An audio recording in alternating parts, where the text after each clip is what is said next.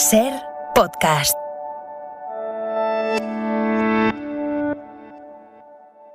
Si esto es cualquier tiempo pasado fue anterior, yo soy Nieves con Costrina. Y ya advertimos de que este podcast apesta. Vais a escuchar una historia de lo que se cuece en el Vaticano cuando un papa muere, y que eso del olor de santidad es una falacia como una catedral.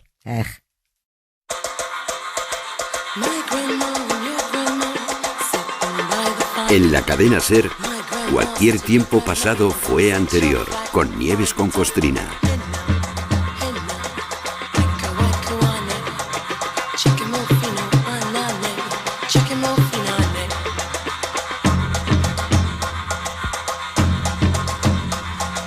...11 de octubre de 1958... Hacía 2 días que el Papa Pío XII había muerto en el Palacio Apostólico de Castel Gandolfo, ese austero casoplón a unos kilómetros al sur de Roma, con vistas al lago Albano que los pontífices usan, pues para su asueto veraniego, ¿no? A Pío XII se lo llevó por delante un infarto. Unos dicen que por exceso de trabajo, otros dicen que porque lo castigó su Dios por haber ayudado a los nazis a cazar judíos. No hagan caso. Las dos cosas son mentira. Lo del trabajo y lo de Dios. Mucho tardó en morirse para lo bicho que era, porque lo de que apoyó, ayudó y protegió a los nazis, eso está ya más que demostrado. Ole tú, papá, ole tú.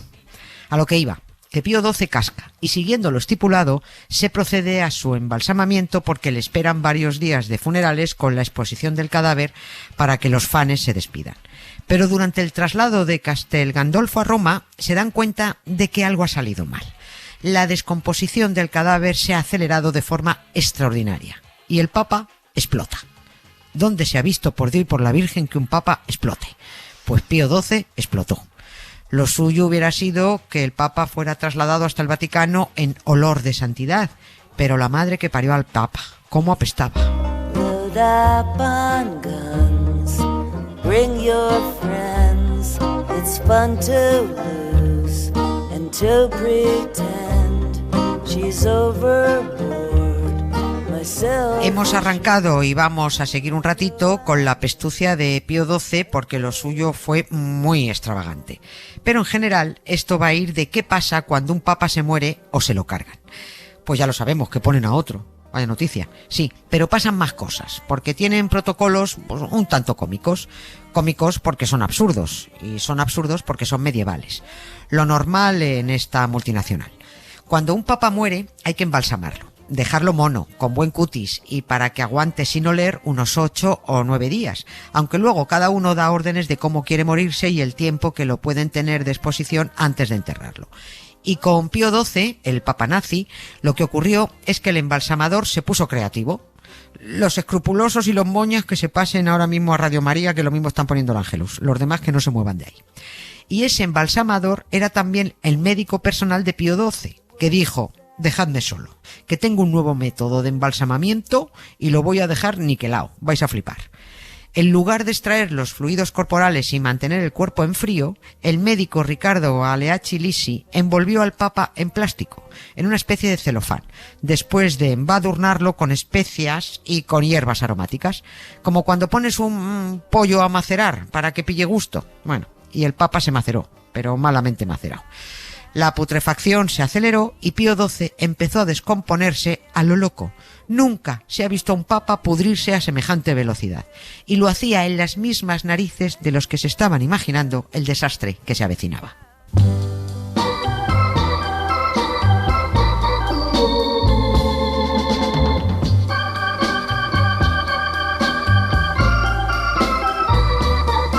That's life. That's life. That's what all the people say. You're riding high in April, shot down in May. But I know I'm gonna change that tune. El pecho papal explotó por la acumulación de gases. Algún dedo se le desprendió. También se le descuajaringó la nariz. El cuerpo empezó a ponerse verde negruzco o negro verdoso, o violeta, decían otros. Bueno, en fin. A los guardias suizos que custodiaban el cuerpo tanto en el traslado desde Castel Gandolfo a Roma como en la exposición en San Pedro del Vaticano, tenían que relevarlos cada 10 o 15 minutos porque caían desmayados, literalmente. Se desmayaban. privados perdidos. Aquello era asqueroso, y todo porque el inepto del médico y uno de sus colegas decidieron emplear la técnica embalsamadora que se usó con Jesucristo.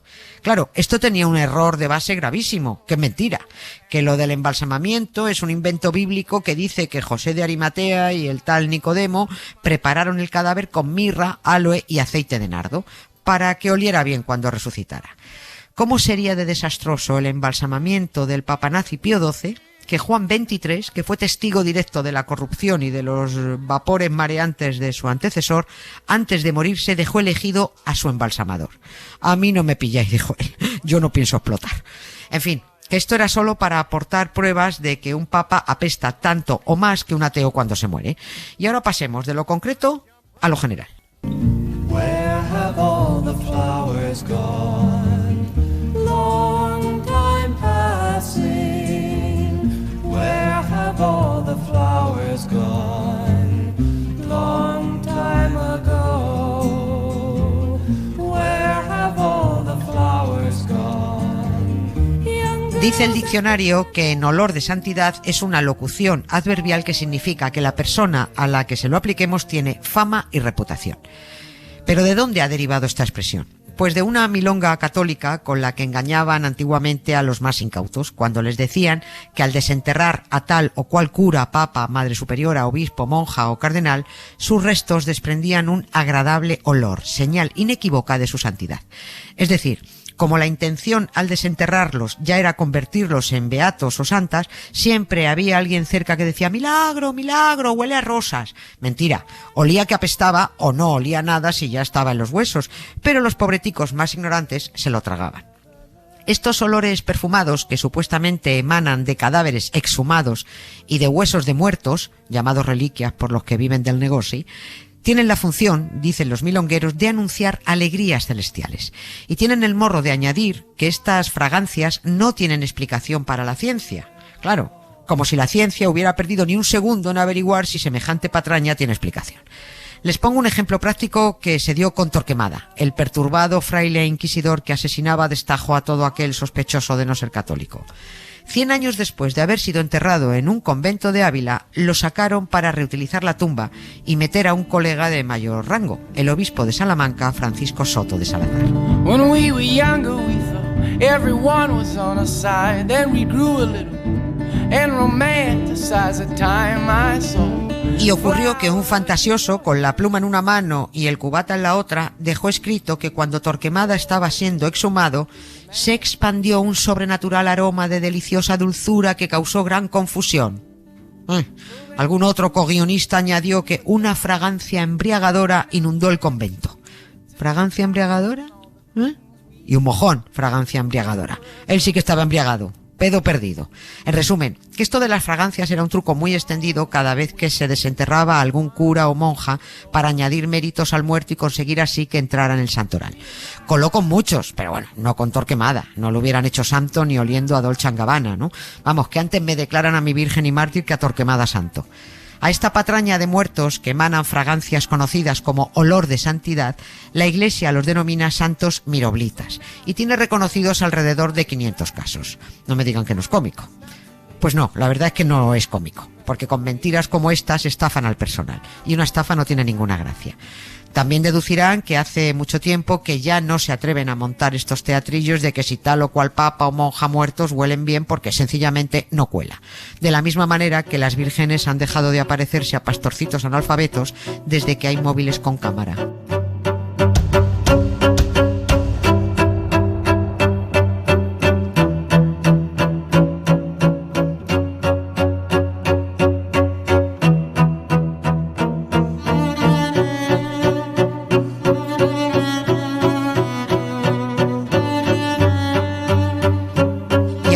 Papas que se mueren, pocos entierros acarrean un protocolo tan estricto como el de estos señores.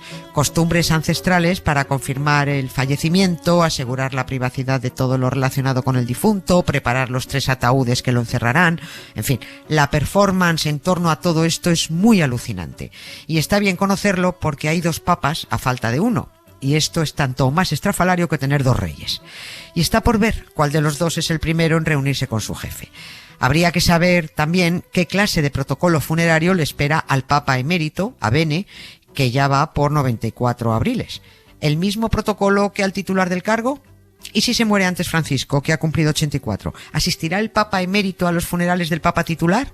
Seguramente lo tienen todo previsto, pero como ellos son de poca transparencia, no nos enteraremos hasta que fallezca uno de ellos. La última referencia que tenemos de los funerales de un papa es de 2005, cuando se murió Juan Pablo II, alias Totus Tus. Casi no les dio tiempo a enterrar al anterior, al primero de los Juan Pablos, que duró apenas un mes el hombre. No por nada, ni porque el papa anduviera pachucho. Parece más bien que lo murieron porque, ya saben, algunos papas se sienten como pastores rodeados de lobos. Por eso Benedicto dijo: yo me voy antes de que me quiten de en medio, como a mi colega Juan Pablo I. Todo presunto, claro. Y los papas se conocen muy bien entre ellos y conocen muy bien sus métodos. El poder y la pasta que manejan es tal que llevan poniéndose zancadillas, asesinándose y puteándose entre ellos desde hace 10 o 12 siglos.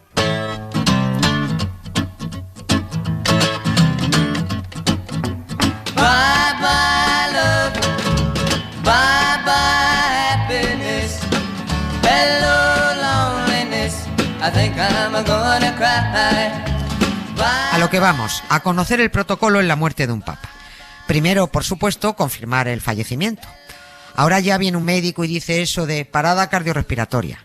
Ya no les arrean 3 golpes con el martillo de plata en la frente para ver si reaccionan y se acuerdan de tu padre. No, ahora llaman al médico y cuando el médico dice que el papa ya ni respira ni piensa, entra en acción el tipo más importante después del papa, el cardenal Camarlengo, que a partir de ahora es el que va a manejar el cotarro durante la sede vacante.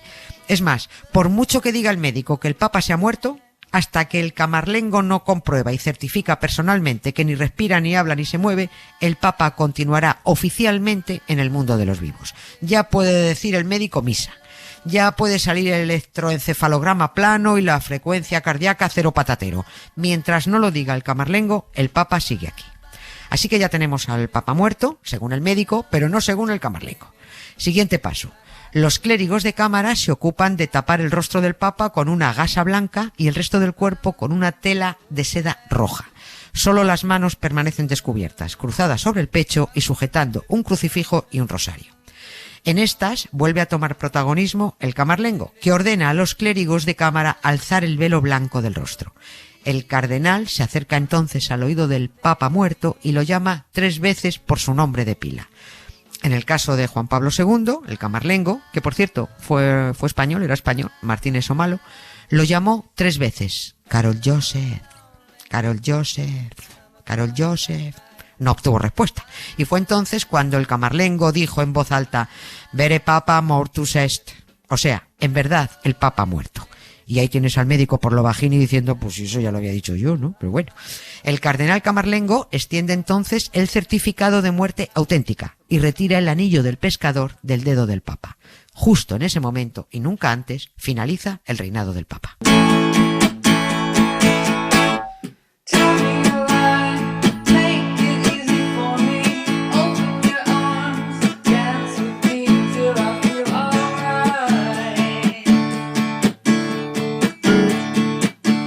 A partir de aquí se monta un follón tremendo. Deben pasar 11 días hasta que se abra el cónclave en el que los cardenales elegirán al sucesor. 11 días como garantía de que el Papa no ha sufrido una falsa muerte. 11 días en los que el cadáver del Papa quedará expuesto primero ante las máximas autoridades eclesiásticas y luego ante los feligreses. El féretro que se usa con un papa difunto también es muy especial. Bueno, en realidad son 3, uno dentro de otro. Parecen mantrioscas. Son uno de ciprés, otro de plomo y otro de madera de olmo. Por eso el féretro exterior, el que queda a la vista, se ve tan grande y tan pesado, ¿no? Media tonelada. Al papa lo meten en un primer ataúd de ciprés que se cierra con tornillos y 2 cintas de seda morada lacradas por 3 cardenales. Este primer pack lo meten a su vez en otra caja de plomo que se clausura con soldadura.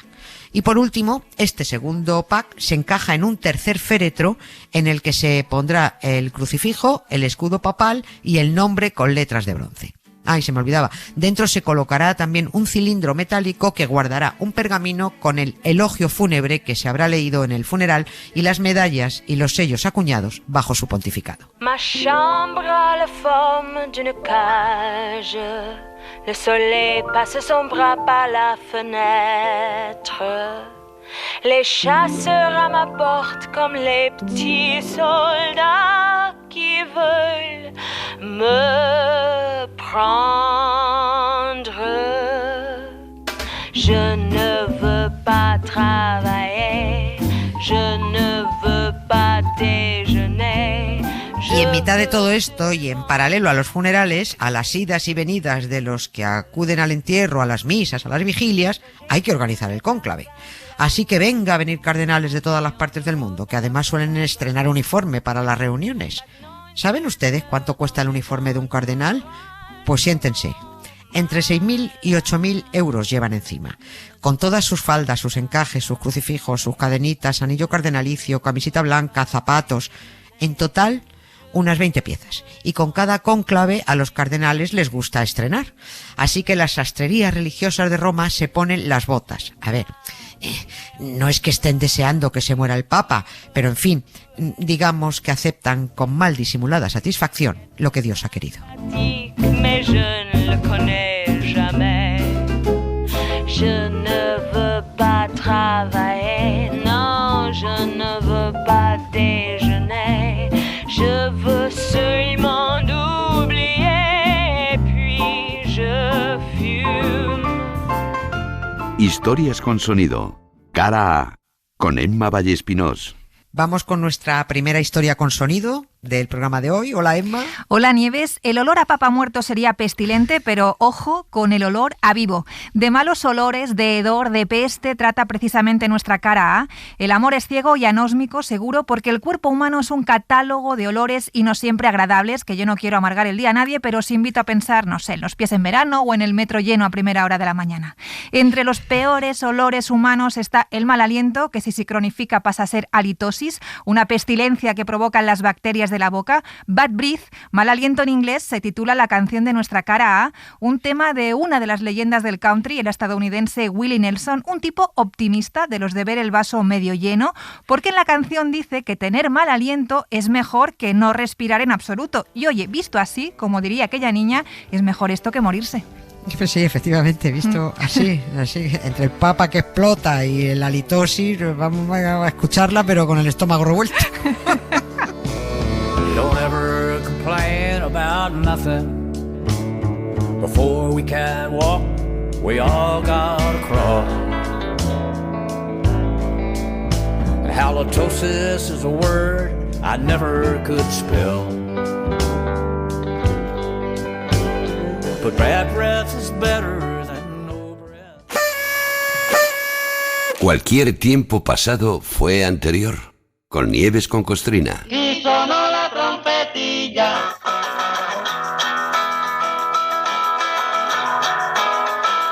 At first I was afraid, I was petrified. I kept thinking I could never live without you by my side. But en el siglo XVI, Julio II, un papa soberbio y vanidoso donde los haya, ordenó la preservación de su cuerpo para permanecer de buen ver cuanto más tiempo mejor. Para ello era necesario realizar la evisceración, la extracción de los órganos para retrasar la descomposición. Era una práctica conocida como praecordia pontificum. Al principio los higadillos los tiraban, pero unos años después el Papa Sixto V dijo: ¿qué es esto de estar tirando el páncreas de nos? Ya saben, ese plural majestático, ¿no? Si tiran mi hígado, mi páncreas, mi corazón, es como si tiraran el hígado, el corazón y el páncreas de Dios, y esto no está bonito. Así que ordenó que se guardaran los órganos en urnas y se reunieran todas en un mismo lugar, cuidadosamente clasificadas para la veneración de los fieles. En la iglesia de San Vicente y San Anastasio, la que está pegadita a la Fontana di Trevi, donde se bañó Anita Ekberg para la peli La Dolce Vita, se conservan corazones, pulmones y riñones garrapiñados de 22 o 23 papas. Al último que le tocó pasar por tan desagradable experiencia fue a León XIII, que murió en 1903. Es decir, que estuvieron 400 años de trajín visceral. Pero entonces llegó Pío X, que fue el que dijo: basta. Esto es una guarrería vaticana. Exigió que lo enterraran enterito y lo exigió en estos términos: ordeno que mis restos no sean abiertos ni embalsamados. Por tanto, a pesar de la costumbre contraria, no podrán ser expuestos más que unas horas y después serán sepultados en la cripta de San Pedro del Vaticano. Pío X era consciente de que al no preparar el cuerpo tendrían que enterrarlo de inmediato, porque si no, en fin, el aroma papal impregnaría la cristiandad. Mucho más en su caso, que se murió en pleno agosto. La decisión de Pío X vino de perlas a los papas que llegaron después. Cada pontífice puede ordenar lo que quiera que hagan con su cuerpo, pero ninguno de los sucesores de Pío X pidió volver a la costumbre de la evisceración. Está claro que todos estuvieron esperando a que alguno diera el primer paso. Y es que en el fondo todos tienen perfectamente claro que eso del olor de santidad es un fraude, con o sin higadillos. Contarte el arte. Ana Valtierra.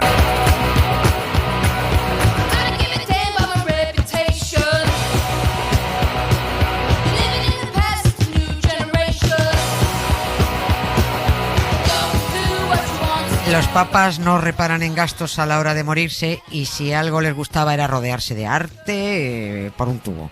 La tumba, cuanto más cara y más artística, mejor. Así que, puesto que estamos jugando en la cancha de Ana Valtierra, doctora en Historia del Arte, por tanto, esto va a ir de arte y va a ir de papas muertos. Ahora ya tú pues nos concretas un poquito más, Ana. ¿Qué tal? ¿Cómo estás? Hola, Nieves. ¿Cómo estás? A mí me encantaría hablaros de física cuántica, pero es que va a ser un poquito complicado, así que vamos a ceñirnos a arte. Bueno, vamos a hablar de una famosa tumba de papa que esconde historias divertidas de peleas, trifulcas, puñetazos. Y es que, Nieves, si juntas a un papa con mala baba, con un artista famoso por su mal carácter, pues la camorra está servida. Así que, bueno, vamos a hablar de la tumba de Julio II, conocido como el Papa Guerrero o el Papa Terrible. A ver, que el nombre ya nos da pistas, ¿no? De cómo era este señor, ¿verdad? Dulce, seguro que no, ¿verdad?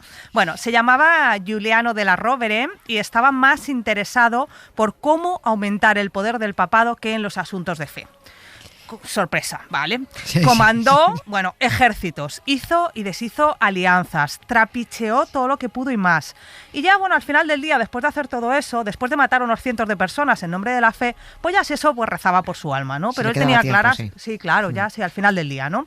Bueno, entre sus grandes ideas estuvo contratar a Miguel Ángel para que hiciese su tumba, que era el gran artista del momento.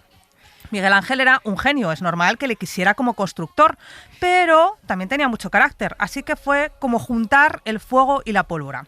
Eso se convirtió, Nieves, en un duelo de titanes, con enfados monumentales de ambos, y un Miguel Ángel plantando cara al mismísimo Papa. La construcción de la tumba se convirtió en una de las grandes obras de arte del Renacimiento italiano, pero también en la pesadilla del escultor, quien maldijo una y mil veces el haberse metido en el berenjenal de hacer esta obra. Vaya, tengo yo oído que se lió una muy gorda con esa tumba, pero cuenta qué pasó. ¿Qué pasó? ¿Qué no pasó, Nieves? Bueno, pues que en el año 1505 le encarga 40 figuras esculpidas para construir un espectacular mausoleo en San Pedro del Vaticano. Es un proyecto gigantesco, con muchísimas esculturas para una sola tumba y encima en un sitio como el Vaticano, acorde, bueno, pues a la megalomanía de Julio II. Sí. Así, bueno, al principio el proyecto pintaba muy bonito e hizo el diseño acorde a estas exigencias del Papa. Iba a tener una cámara para el sarcófago, esculturas de esclavos, victorias por aquí y por allá. Iba a hacerlo a lo grande, como los mausoleos de la antigüedad. Algo se torció. Cuéntanos qué fue lo que se torció ahí. Pues sí, efectivamente que no podías descuidarte ni un momento, porque enseguida venía alguien y te robaba hasta la escayola, si te dejabas, claro, ¿no? Entonces, bueno, fue un tanto triste porque Miguel Ángel, ilusionado, comenzó el proyecto y se la jugaron. Se fue a Carrara, que es el famoso yacimiento de mármol, a elegir personalmente los bloques que iba a utilizar para construir la tumba, porque miraba y remiraba siempre que estuvieran perfectas, para controlar la blancura y los desperfectos. Y bueno, mientras estaba allí, el arquitecto Bramante convenció a Julio II para reconstruir totalmente San Pedro del Vaticano. ¿Has visto tú? Aquí hay salseo. Sí, bueno, ahí es cuando se empezó a liar la grande, porque la antigua Basílica de San Pedro estaba deteriorada, se había quedado pequeña, así que en vez de reformarla, pues Bramante lo que hace es convencer a Julio II para rehacerla de arriba abajo, tirar lo que había y construir una nueva. Claro, el arquitecto pues esto le venía como anillo al dedo, ¿no? Además, imagínate, Nieves, ¿quién quiere una tumba suntuosa para su propia gloria si puede tener una basílica entera para engrandecerse a sí mismo? Es que, claro, no hay color. Yo esto lo entiendo perfectamente. Y eso hizo que los fondos dedicados a la tumba que se le había encargado a Miguel Ángel se redujeran poco a poco considerablemente. Bueno, por supuesto, efectivamente, de la destrucción patrimonial que autorizó este papa para su propia fama, ya ni nos metemos porque necesitaríamos otro programa entero. Pero hubo que tirar la Basílica de Constantino, por lo que Bramante se ganó el título de maestro ruinoso, de arquitecto ruinoso, porque destrozó una gran reliquia de la antigüedad, un centro de culto. Y esto fue un escándalo porque en esta búsqueda de financiación para construir, no solo recortaron de otras obras, como la tumba, sino que se inventaron prácticas no muy lícitas que fueron la causa directa del cisma protestante. Bueno, pues puesto que algunos ciudadanos, como Erasmo de Rotterdam, no daban crédito a semejante despropósito de gastos. Bueno, Julio II sabía lo que hacía y quería ser recordado a lo grande, pasase por encima de quien pasase. Tremendo. Y en todo este lío arquitectónico de arreglos y de pollaques, ¿dónde iba quedando el pollaque? Pues ya que estamos, vamos a tirar la basílica y hacemos una nueva, ¿no? ¿Dónde se iba quedando el proyecto escultórico? ¿Qué pasó con la tumba? Ay, madre mía, pues se fue recortando cada vez más y más, porque, como digo, se iba usando el dinero para San Pedro del Vaticano hasta que él se paró del todo en 1506. Es lo que el pobre Miguel Ángel, que bueno, era un poco dramático, las cosas como son, lo llamó la tragedia del sepulcro, ¿no? Muy teatral. Muy enfadado, se fue a Roma, o sea, huyó de Roma el día antes de que el Papa pusiera la primera piedra de la nueva basílica. Es que no quiso ni verlo del mosqueo que tenía. Dijo, yo me desaparezco. Así, bueno, se quedó la cosa parada unos años hasta que murió Julio II y sus herederos se encuentran con un problema. Mucha basílica, pero necesitamos una tumba donde meterle. ¿Qué hacemos ahora, no? Entonces alguien debió recordar que había una por ahí a medio hacer y, bueno, pues llamaron a Miguel Ángel para que lo terminara. Eso sí, claro, le pidieron que hiciera la tumba low cost, porque un poco grande, bueno, que era un papa muerto, pero sin pasarse porque el dinero salía de la herencia. Esto hay que contar las perras, que es importante, ¿no? Claro. Así que, bueno, hace un segundo proyecto con un sepulcro adosado para reducir costes, y a este proyecto pertenecen los famosos esclavos que vemos por los museos del mundo, que tanta admiración han despertado.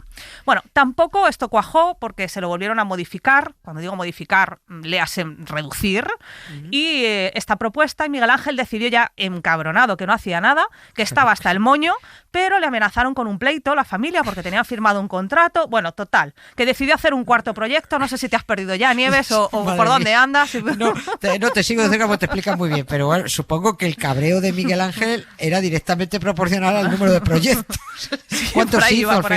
¿Cuántos hizo? Hizo 6, Nieves, y tardó 40 años en terminarla. 40 años, Nieves, es toda mi vida. O sea, tú imagínate, ¿sabes?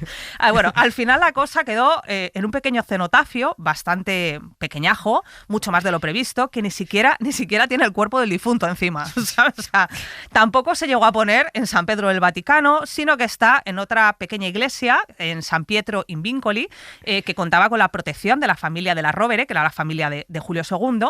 Bueno, en fin, que como ves, cualquier parecido con la idea original, bueno, es pura coincidencia. Desde luego. ¿Y al final en qué quedó el monumento previsto? Pues al final, ya ves, ni esclavos, ni victorias, ni nada de nada. Hizo la parte arquitectónica, labró las figuras de Lía, o la vida activa, y Raquel, o la vida contemplativa, que es una mujer con las manos en posición de oración. Esto es un poco cachondo, porque es un poco de postureo para un papa más preocupado de batallar que de rezar, ¿no? Que se ponga allí la figura esta. Bueno, también incluyó su escultura más famosa, o una de las más famosas, la que hizo para el segundo proyecto y reaprovechó en el final. Es el Moisés, el profeta que liberó a los judíos de Egipto. Le representa como un hombre maduro, con largas barbas, tipo Gandalf, un cuerpo muy musculado, incluso para la edad que tiene, donde mirándole se puede casi dar una clase de anatomía o de circulación sanguínea por el nivel de detalle que tiene. Es brutal esta escultura. Está sentado y gira su cabeza para mirar algo con cara de mucho enfado. Es este gesto furibundo de la escultura de Miguel Ángel que fue llamado terribilità, o terribilidad por sus contemporáneos, que es una descripción muy gráfica de lo que expresaba esta obra. Bueno, lo que representa esta escultura, que por eso tiene esta cara de mosqueo, es el momento justo antes de estallar en cólera, porque Moisés se ha girado para ver cómo el pueblo judío ha caído en la idolatría. Está furioso. Los detalles son fantásticos. Las aletas de la nariz se expanden por el esfuerzo de coger aire. O cuando te enfadas, ¿no? Que la nariz se te hincha. La sangre de sus venas está contenida, el ceño fruncido. Hay un estudio psicológico fantástico de Miguel Ángel para poder hacer esta escultura. Bueno, es curioso que muchas de las esculturas que vemos por museos del mundo son partes de esta tumba de Julio II, que en las reducciones de proyecto pues no se llegaron a poner.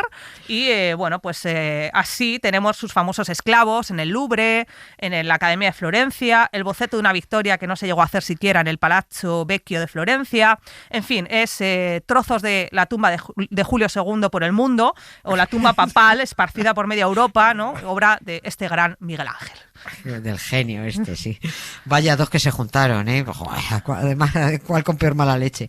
Pero bueno, aunque solo fuera por aguantar a Julio II, Miguel Ángel tendría ganado el cielo si es que existiera. El Papa, en cambio, andaría por el infierno si existiera. Seguro. También, ¿no? Seguro. Gracias por regalarnos otra gran historiana. Un beso. Gracias, Nieve, un beso. El invitado, con Jesús Pozo. Vieni via di qui. Niente più ti lega a questi luoghi, neanche questi fiori azzurri. No hacemos más que hablar de papas y venga papas y más papas y Roma y más Roma, pero oye, nos falta el escenario, que lo va a poner Jesús Pozo gracias al invitado de este programa. Nos vamos a dar una vuelta de lujo por el Vaticano. Hola, Jesús. Hola, Concostrina. Y a nuestro invitado, como lo conozco personalmente, sé que es uno de los mejores guías oficiales de Roma.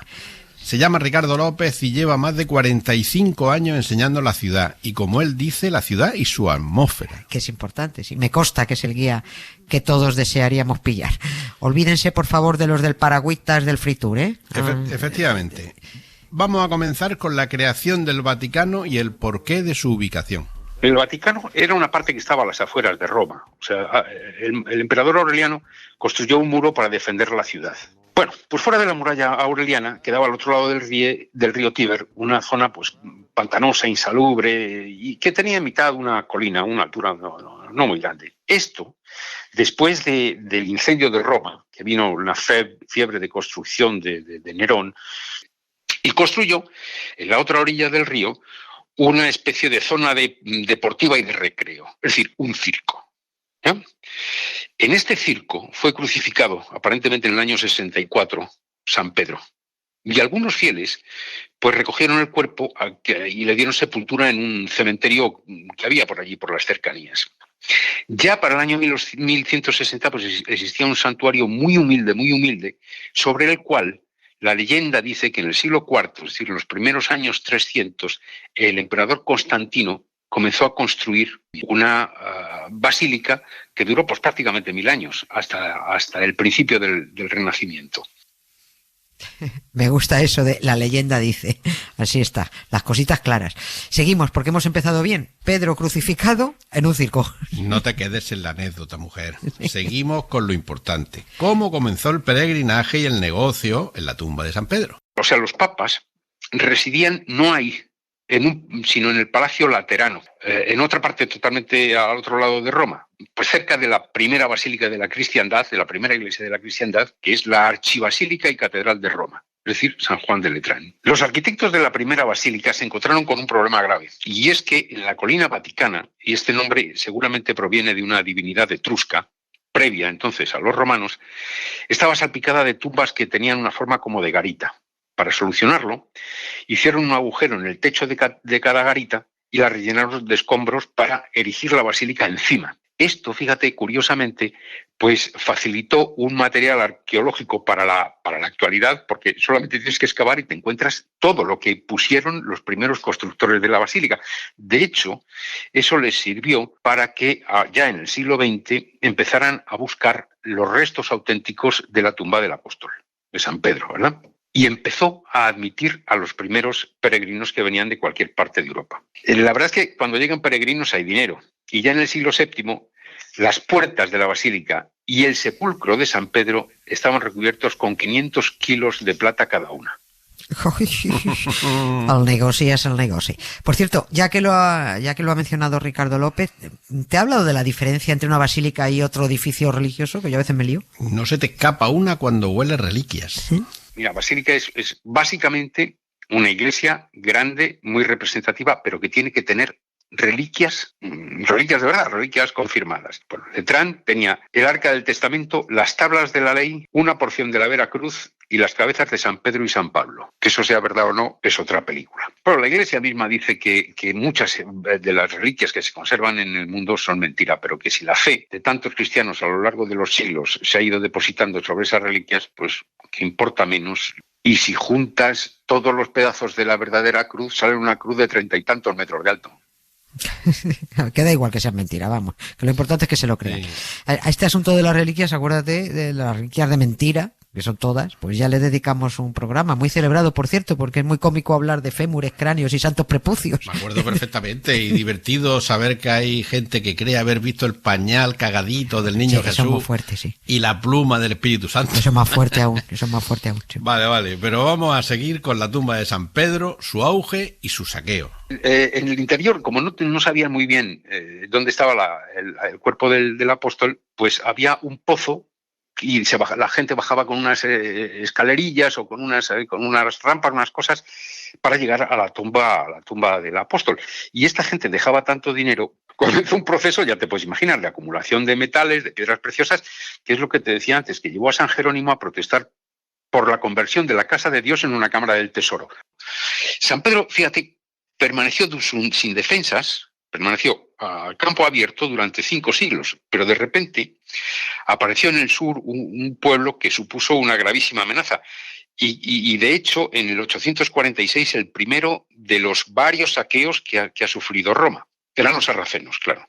Llegaron a Roma, se llevaron los tesoros de San Pedro, arrancaron la plata, cargaron con las estatuas de oro o de cualquier otro material, despojaron los altares, abrieron la tumba, esparcieron su contenido, de tal manera que el Papa reinante en aquellos momentos, que era León IV, se aprendió la lección y amuralló el Vaticano, la muralla leonina, y la conectó con la tumba del emperador Adriano, que se llama en la actualidad el Castillo del Santo Ángel, el Castel Sant'Angelo.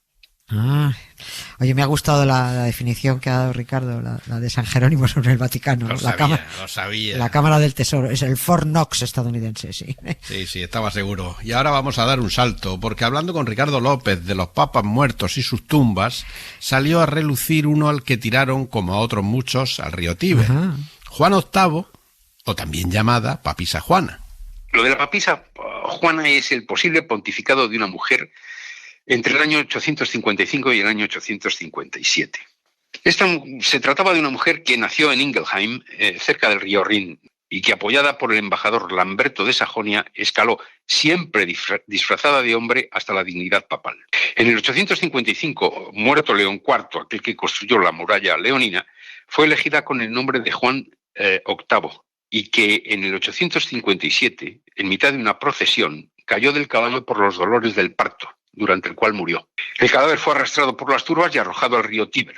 No ocupa realmente un lugar dentro de las listas vaticanas. Sin embargo, y hay una circunstancia curiosa. En la Catedral de Siena, si no me acuerdo mal, en el trascoro, hay una galería con los bustos de todos los papas. Y hay un papa que se pone Johannes VIII y abajo con la inscripción Femina ex Anglia, mujer de Anglia. Pero hay otro dato curioso unido a esta figura. En el Vaticano hay una cosa que se llama sedia stercoraria, que quiere decir la silla de los excrementos. Y es una especie de silla con un agujero en el asiento, casi como un váter portátil, donde se sentaba el papa recién elegido y le eran palpados los testículos para cerciorarse de que era hombre.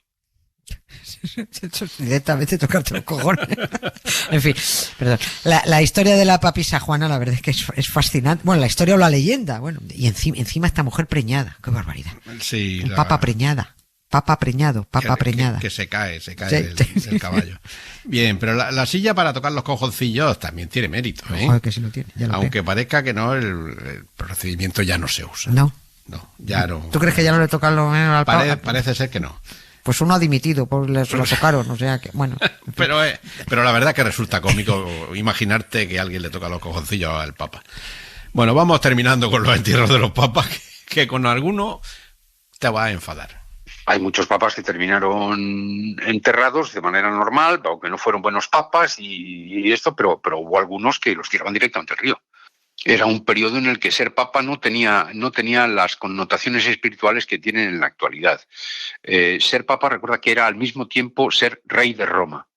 Si tú ves al Papa como representación de San Pedro, como representación de la máxima espiritualidad del mundo, pues entonces exige un respeto. Pero si ese Papa, como Sergio III, era conocido por violar a las peregrinas dentro de la Basílica de San Pedro, el aspecto espiritual queda bastante en segundo término.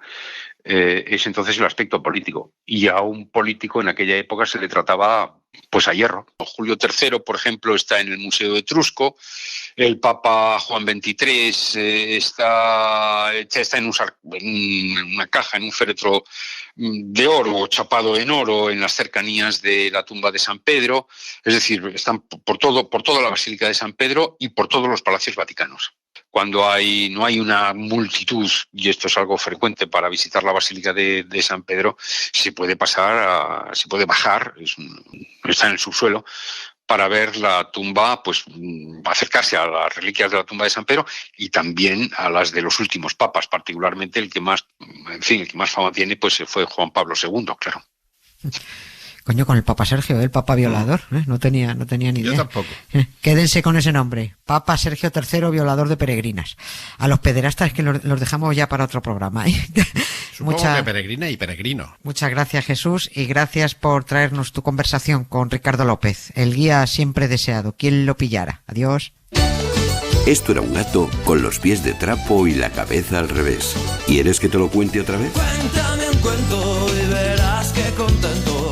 Me voy a la cama y tengo lindas señas. Cuéntame un cuento y verás que contento. Me voy a la cama y tengo lindos sueños. Este programa comenzó con la extravagancia de un papa que explotó y va a terminar con otra extravagancia del mismo papa muerto y víctima de un reportero intrépido, Pío XII. El papa nazi, víctima de los paparazzi. La verdad es que con este hombre te dan ganas de creer en Dios, visto la cantidad de castigos que le cayeron encima por haber sido malo, por haber sido colega de Hitler. Pero antes de recordar este otro absurdo episodio del paparacho, vamos a ver por qué Juan Pablo II dejó especificadas las instrucciones de sus exequias, porque van a ver que todo está relacionado. De la misma manera que Juan XXIII tomó nota del desastroso embalsamamiento de Pío XII para evitar que se repitiera con él, también lo hizo Juan Pablo II. Parece que estos señores, por muy poca importancia que le quieran dar a la muerte, porque en el fondo es un trance deseado y esperado por ellos para reunirse con su creador en un mundo mejor, pues que no, que va a ser que no, que es solo de boquilla, que les preocupa mucho la estética, el boato, la veneración y los derechos de imagen.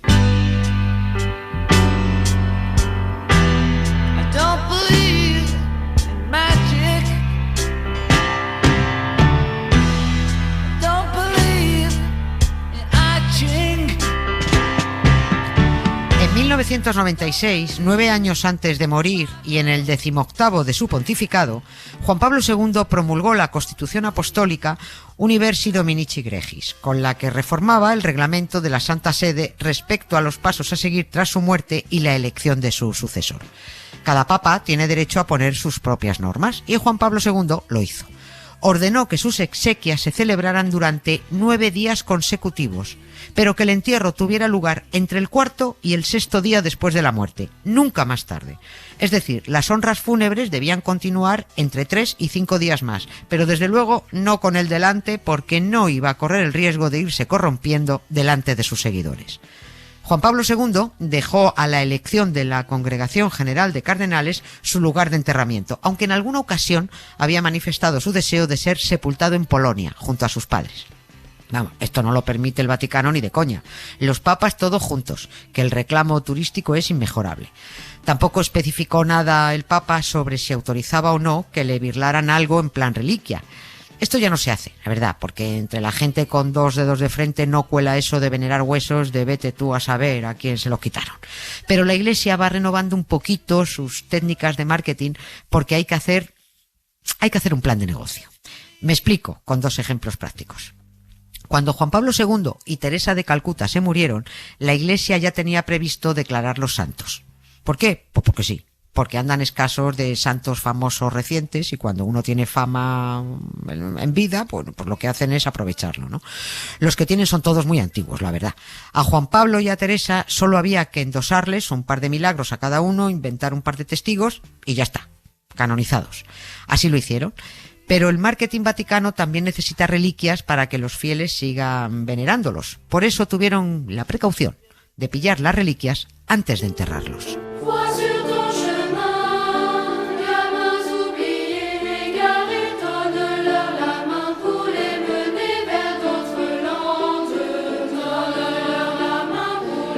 Como lo de birlarles huesos o pellejos está muy feo, les extrajeron sangre.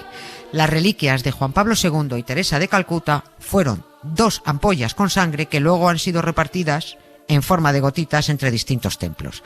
Es de suponer que de aquí a unos años fabularán con que la sangre se licua, que un ciego empezó a ver por rezar a los hematíes y leucocitos de San Juanpa, o que una sorda comenzará a huir por sacar en procesión las plaquetas de Santa Tere, no lo sé. A lo que iba es a que Juan Pablo II olvidó especificar en su constitución apostólica si autorizaba o no la extracción de reliquias de su cuerpo serrano, pero todo lo demás lo dejó perfectamente atado y escrito de puño y letra. Como por ejemplo lo que se recoge en el artículo 30 del capítulo 5 sobre sus exequias. Y leo: a nadie le está permitido tomar con ningún medio imágenes del sumo pontífice enfermo en la cama o difunto. Si alguien después de la muerte del Papa quiere hacer fotografías para documentación, deberá pedirlo al cardenal Camarlengo. Aquí cierro las comillas. Teniendo en cuenta que en 2005, cuando se murió Juan Pablo II, la mayor parte de los humanos disponían de un móvil con cámara y que en la tele durante los funerales solo se veían flashazos, una de dos: o el Camarlengo dio permiso a media humanidad para fotografiar al Papa muerto, o interpretó que Juan Pablo II solo se refería a fotografiarle muerto en la cama y que la prohibición no afectaba ni a la capilla ardiente ni a su periplo por la plaza de San Pedro. ¿Por qué Juan Pablo II prohibió que le hicieran fotos muerto en la cama o agonizante? Porque con Pío XII se lió muy gorda. I've got you under my skin. I've got you deep in the heart of me. So deep in my heart. ¿Se acuerdan que al principio hablamos del médico de Pío XII que fue el que la pifió con el embalsamamiento porque intentó conservar al Papa rebozándolo en finas hierbas? Bien, pues el mismo médico, Riccardo Galeazzi Lisi, fue el paparacho que hizo negocio con la imagen del Papa agonizante y muerto. Por eso Juan Pablo II intentó evitar que esto volviera a ocurrir. Galeazzi Lisi, que además de ser el hombre de confianza de Pío XII, también era un médico lamentable y un hombre sin escrúpulos, también era muy católico, llegó a 2 acuerdos con la prensa para sacar mucha pasta a cambio de un par de exclusivas.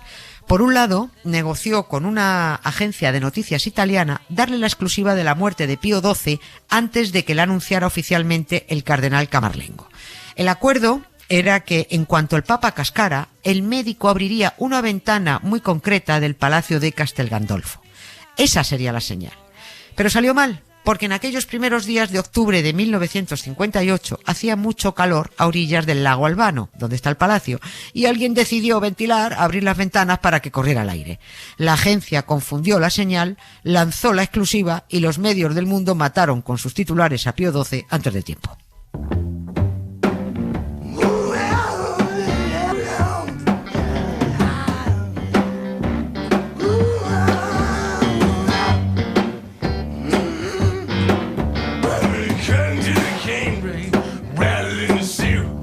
Pero lo más gordo se descubrió poco después, cuando el semanario francés Paris Match publicó fotos de Pío XII en la cama, todavía agonizando y luego ya muerto.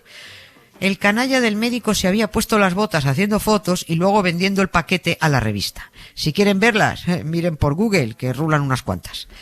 Así que, si para algo sirvió todo lo mal que lo hizo el médico de Pío XII con lo de las fotos y el embalsamamiento, fue para que los siguientes papas tomaran nota de lo que no iban a permitir. Si Juan Pablo II prohibió tomar imágenes, salvo para la documentación interna del Vaticano, Juan XXIII prohibió que ningún embalsamador creativo se le acercara.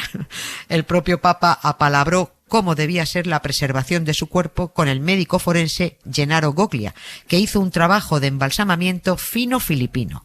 Tan fino filipino que cuando Juan XXIII fue exhumado en el año 2001, 38 años después de su muerte, para trasladarlo a una capilla de la Basílica de San Pedro, la noticia de su cuerpo incorrupto dio la vuelta al mundo, adornada con las fantasías de unos cuantos obispos y cardenales que clamaban «milagro, milagro». «¿Qué milagro ni qué leches?», dijo el forense Gennaro Goglia, que ya andaba casi en los 90 años el hombre, «que lo embalsamé yo. Esto es ciencia, no superchería. Y lo embalsamé también, que lo podéis tener expuesto 100 años a la vista de todos, porque seguirá siendo el Papa con mejor cutis de toda la historia de la empresa». Y cierto, ahí está Juan XXIII, expuesto a la vista porque está de muy buen ver. Menos mal que el forense estaba ahí para reivindicar su trabajo, si no, nos la cuelan con el milagro.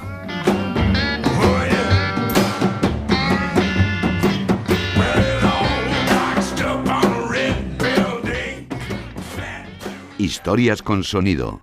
Cara B. Con Emma Vallespinós.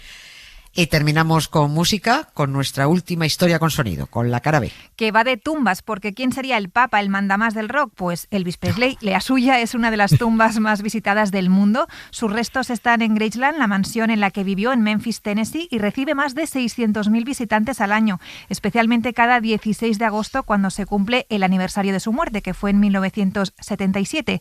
Graceland, además, es el edificio más visitado de Estados Unidos después de la Casa Blanca y organiza tours de todo tipo, también virtuales, desde $26. Terminamos escuchando uno de los grandes éxitos de Elvis, el Jailhouse Rock, un tema de 1957. Hombre, un tema del Papa Rock. Sí. Sí. Lo vamos a dejar aquí, se nos ha acabado el tiempo, pero recuerden que este programa lo firmamos Jesús Pozo, Emma Vallespinós, Ana Valtierra, Pepe Rubio, nuestra técnico de sonido María Jesús Rodríguez y yo misma, Nieves con Costrina. Chimpum.